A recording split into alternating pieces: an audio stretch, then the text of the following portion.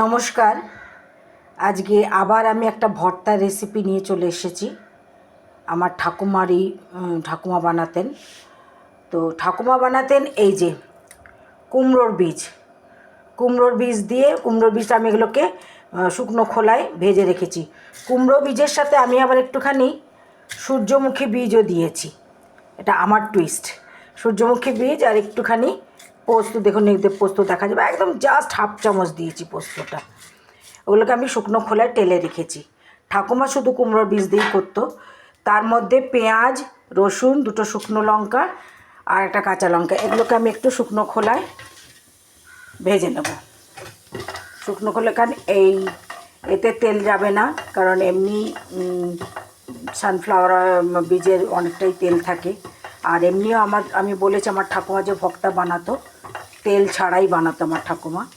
তো এগুলো ভালো করে ভেজে নিয়ে, মানে শুকনো খোলায় ভালো করে একটুখানি লাল লাল করে নিয়ে তারপরে আমি এইগুলোকে বাটবো। আমার ঠাকুমা যদিও শিলেই বাটতেন, আমার এত ক্ষমতা নেই যে এইগুলোকে শিলে বাটবো। তো আমি মিক্সিতে বেটেই আমি ভর্তা দেখাচ্ছি।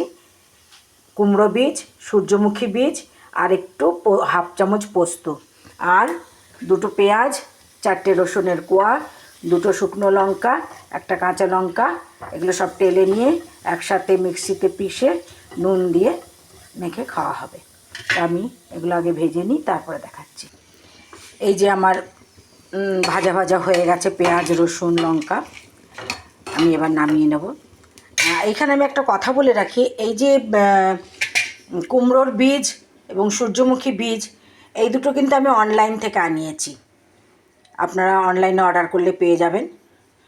আর আমার ঠাকুমা কিন্তু তখন তো আর অনলাইনে কিছু পাওয়া যেত না। আমার ছোটোবেলাতেও আমি কোনো দিন দেখিনি, বা আমার তার আগেও ঠাকুমা কোনো দিন পাইনি। তো তখন ঠাকুমা কুমড়োর বীজগুলোকে জমিয়ে শুকিয়ে সেগুলো নখ দিয়ে খুঁটে বসে বসে, মানে এত কাজ করতে পারতো তখনকার দিনের মহিলারা। সেই বীজগুলো বার করে তারপরে সেটা দিয়ে ভর্তা বানিয়ে খেত। তো আমি তো অনলাইনে অর্ডার করে পেয়ে গেছি।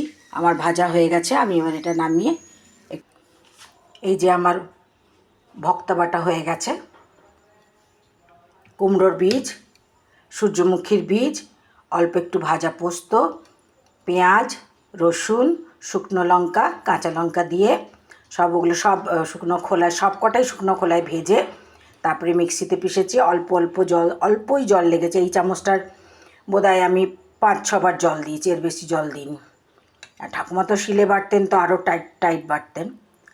আপনাদের ভালো লাগলে বানিয়ে খাবেন, খুবই স্বাদের। আমি পেশার সময় নুন দিয়ে দিয়েছিলাম, আপনারা স্বাদ মতো নুন দেবেন। যদি ভালো লাগে লাইক শেয়ার করবেন আর সাবস্ক্রাইব অবশ্যই করবেন। আমার ভিডিওগুলো পেতে হলে আগে অবশ্যই সাবস্ক্রাইব করবেন। আসি তাহলে, নমস্কার।